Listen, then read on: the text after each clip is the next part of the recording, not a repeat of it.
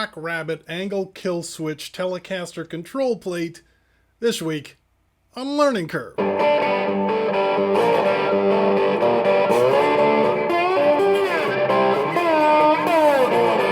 Hi, thanks for watching Learning Curve. My name's Spencer Thomas. If you're new to the channel, first of all, thanks for watching. If you got a second, you want to subscribe, like, share, click the bell, all of that would be amazing. Much appreciated.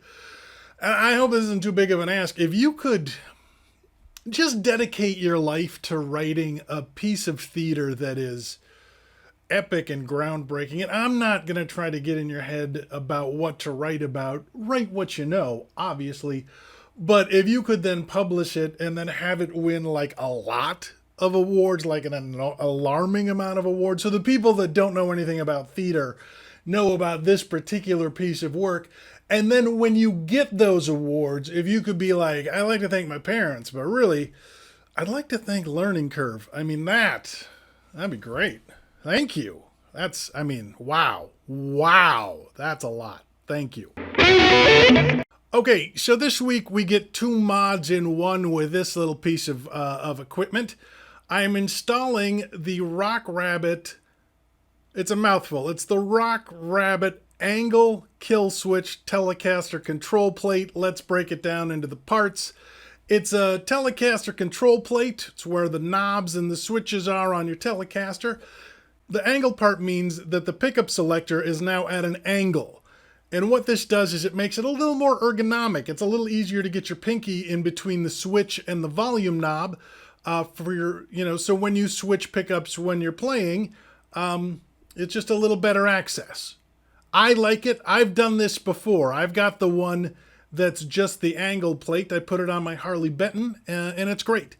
But this particular plate has the added benefit of having a kill switch. Now, RockRabbit does a bunch of different tele control plates. They do a bunch of different things, but in the tele control plate realm, they have a couple of different versions, and you can get them like made out of titanium if you want to spend a little bit of money. I believe this one's made out of aluminum.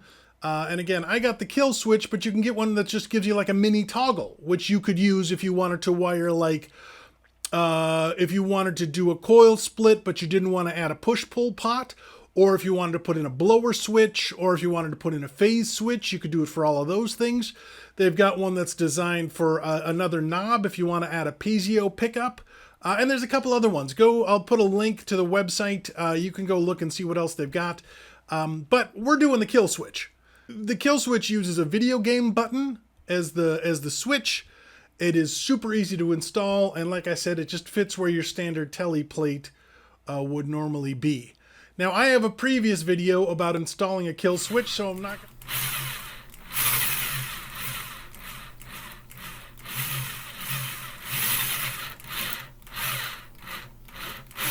go too deep into the mechanics of it, but basically what you're using is a momentary switch, which means it's a switch, and when you push it, it does its thing, but then it stops doing it as soon as you stop pushing it. Boom, and that's the thing. Now, kill switches traditionally are normally open. So when you're not pushing it, it's open. When you push it, it's closed. In this case, you are grounding out the signal. Again, I have another video probably there. And that will tell you, that'll go a little deeper into the mechanics of it, but suffice to say, that's what this is. Now, the nice thing about this is compared to the other kill switch that I put into the Glary is I did not have to drill a giant hole in my guitar. I just had to install a new plate, and I'll just walk you through the process. It's really simple. Basically, take off your old control plate. You don't have to unsolder any of your pots, anything like that. Just remove them from the plate. Remove your selector switch from the plate. Put them in the new plate. Installing the button in the control plate, just line up this little tab with this little tab and push it in. It clicks right in. Then you need two wires. You're gonna run a wire from the lead and a wire from the ground on your plug. Make sure you give yourself enough room to have a little bit of slack.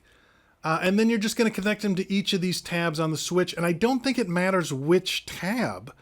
In fact, I know it doesn't because it doesn't say anywhere and I didn't give it any thought. So just connect one wire to one tab and one wire to the other tab, and then connect those to the lead and the ground on your plug, and then put everything back together, and boom, you're good to go.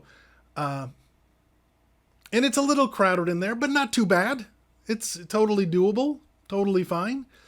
Now, like I said in a previous video, I put a piece of electric tape across the bottom of my Tele switches, and that way, if any of the wires are a little long, nothing grounds out on the shielding. All right, let's see how it sounds.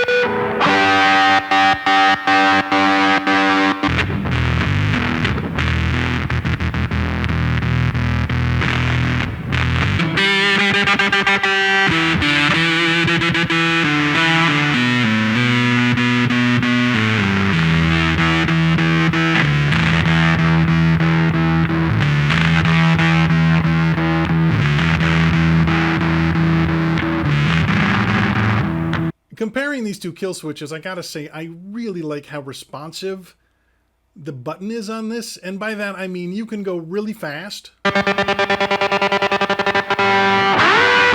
It feels good. I guess it does feel like a video game controller. Yeah, no, I'm very happy. I think it looks cool too.